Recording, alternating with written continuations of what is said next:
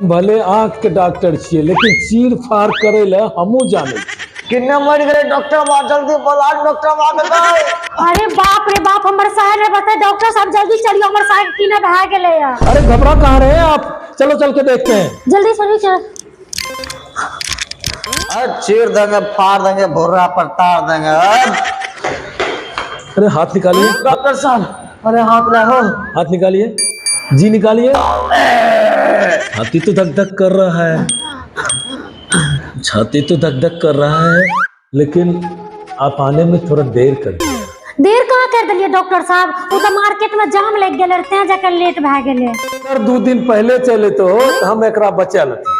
कैसन बात कहे छे डॉक्टर साहब, बचा लियो ने। अब हमरा हाथ से बाहर छे, हम नहीं बचा सकते। की कहलिए नहीं बचता, अब तो हमरा दोसर शादी करे ले पड़ते।